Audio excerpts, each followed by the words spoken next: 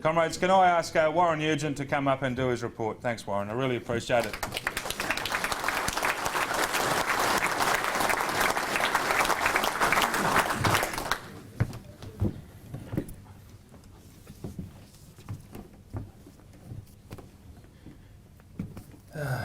My name is Warren Nugent.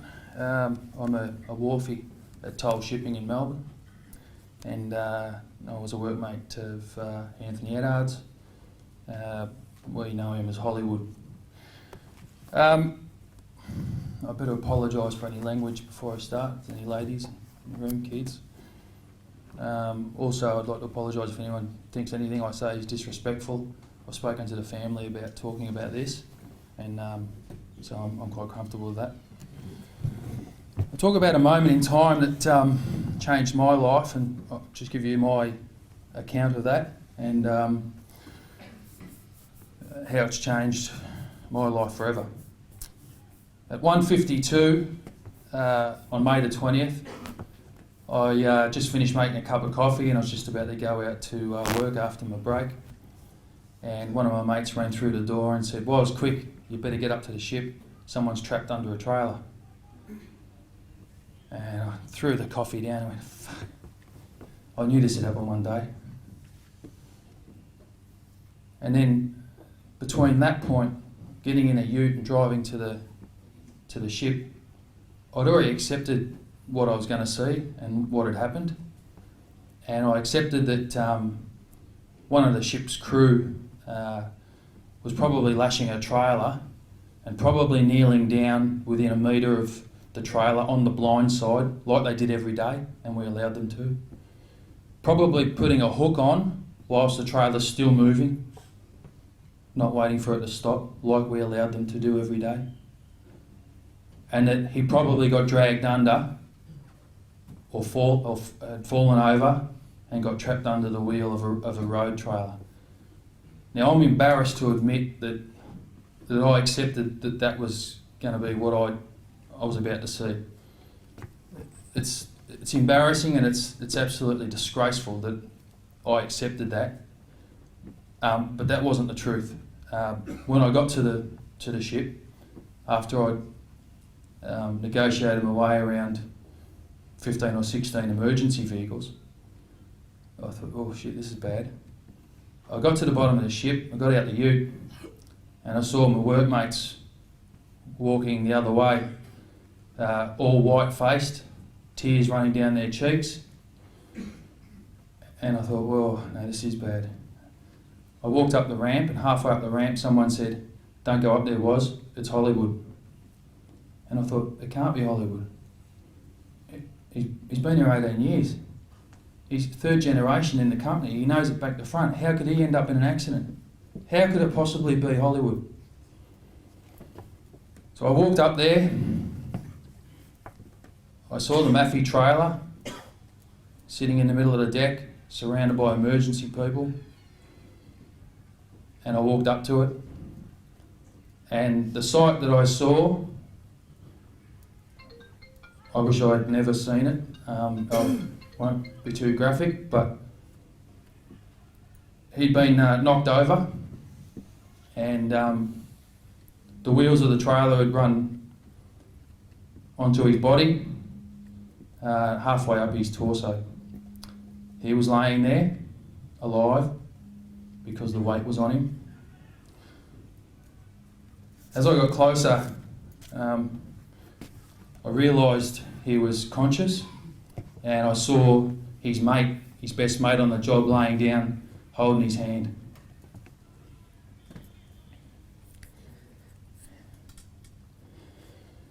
I heard part of the conversation, and then I looked over my shoulder, and I saw his brother standing there 5 metres away, and he was shaking and he couldn't take another step. So I was standing in between Hollywood and his best mate on the deck under the trailer and his brother. That's something I hope no one in this room ever has to go through. We escorted the brother to a ute. a van to sit down and said, mate, as soon as we get him out, or the ambos, you know, get him out, you jump in the ambulance with him, and that wasn't to happen. I went back to the Maffey trailer, and the last words I remember hearing, and probably the last words that Hollywood heard, were from his best mate Steve, and that was, he screamed out, "Think about the kids."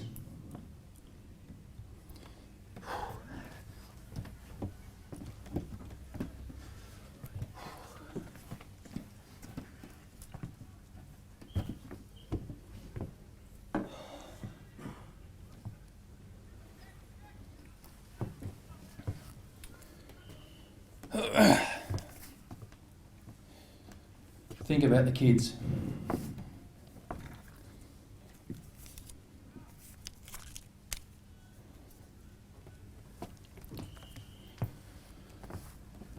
We stayed on deck, well, a lot of us stayed on deck for a little while after that.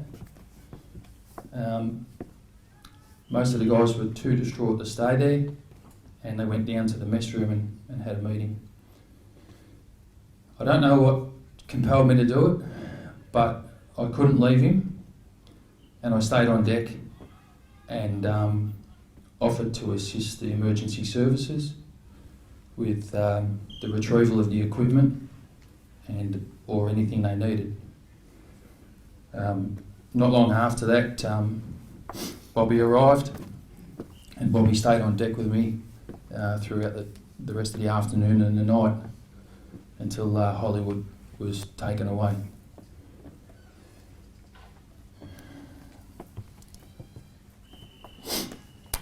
After we'd been through all that, the police, emergency service, ambulance, WorkSafe, the whole bit, I left and spoke to a WorkSafe bloke for a while. In the meantime, the workforce had a big meeting. They closed down the operation and they all left. They all went home. I didn't know this because I was outside. So I came back at 9:30 at night, expecting to see the night crew there, and I wanted to go back up on the ship. Well, there was no one in the place. And I got in the ute. I thought, well, they must be up on the ship. I drove up on the ship, and there was no one. Terminal was empty, ship was empty, place was dead quiet. All that was left was a pool of water where they'd used the fire hydrant hose to clean the deck. It's one of the eeriest, saddest things I've ever seen. And once again, I hope that nobody in this room has to see that. The days following, Warren turned up, and Matty Goodwin, and we got the workforce together. We did a couple of things to honour Hollywood's memory, and we held a couple of vigils, and we did a few things like that. And then we got about talking about what we need to do to go forward and go back on that ship. It was going to be hard enough to walk on that ship again, let alone work it. So we sat down with the workforce and we asked the workforce, what do you need to go forward? What will you need to feel safe and to be able to operate on that ship? We wrote down, we narrowed it down to 38 items. 38 items that we considered to be an imminent or immediate hazard or risk to our safety.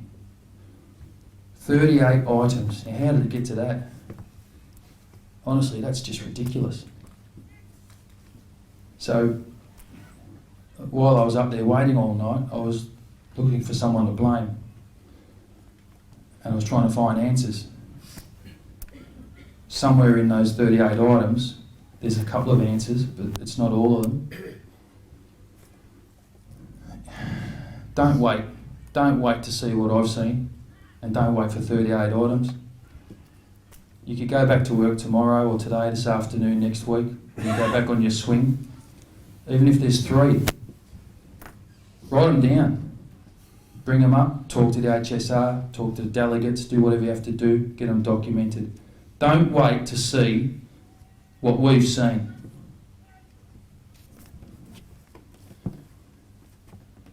At Hollywood's funeral, his son Braden, 13 years old, had to get up and give the eulogy because his mum couldn't talk. He had to step into the man of the house role immediately, which he did, and he did an amazing job. And he surprisingly held himself together. He kept his composure, probably better than I have today, until he spoke about his 100th game of footy. Then he broke down. Hollywood didn't get to see that 100th game. They had plans for a big dinner.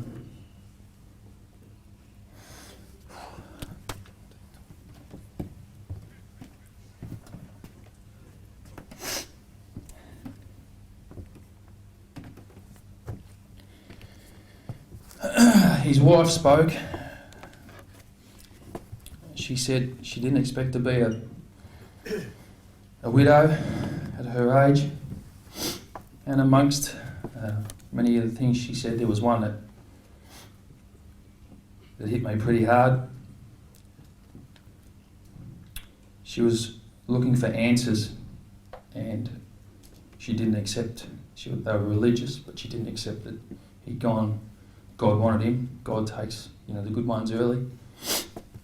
That's unacceptable. Absolutely unacceptable. She said he must have died for you, Wharfies, for your struggle. I nearly fell over. He must have died for you, Wharfies, for your struggle. How is that acceptable? That's the only thing that makes sense to her, because there's no other good reason that he's dead, that her husband didn't come home. There's no acceptable reason. It is not acceptable that he died for our struggle.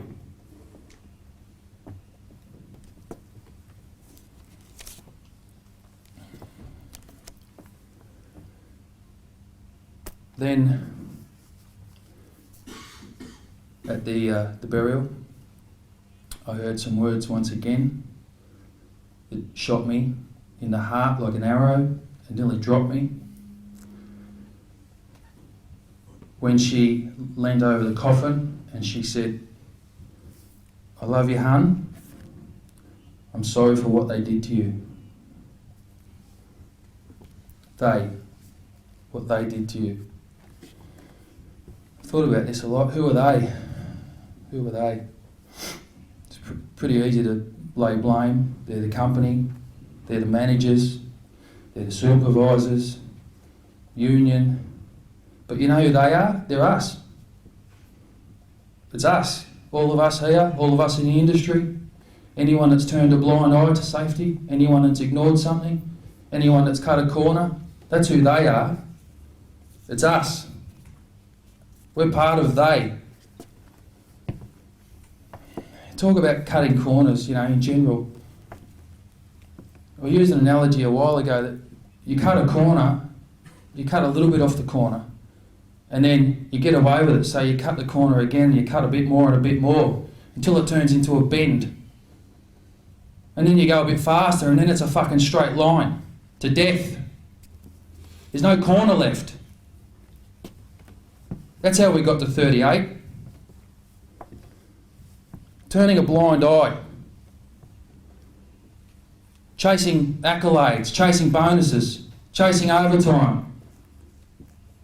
At what cost? That's us. That's our problem, that's our challenge, that's what we need to fix for ourselves, by ourselves. You need to get the message to your workmates. If you want to cut a corner, every time you do it, you're a chance to destroy a family. And that's what it's about. I'll go as far as saying it's a form of child abuse, because Hollywood can't tell you what he feels about us cutting corners and our challenge and our problem. But his kids are crying themselves to sleep every night.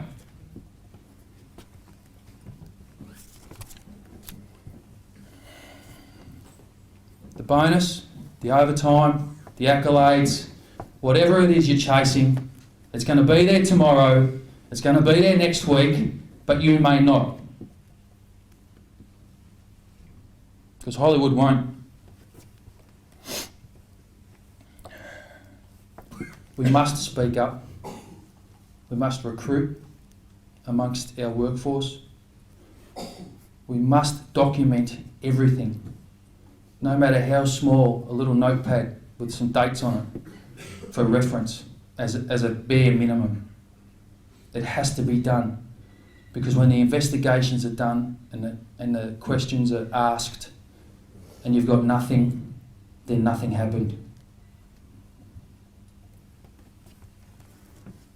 Please support your HSRs, your delegates. It's not a paid role. You don't get accolades. In fact, most of the time you get fucking called all sorts of names all over the place, but they got goodness in their heart, they mean well. And we just want everyone to go home safe to their family, their wives and kids. Be alert, stay safe, think about the kids. Thank you.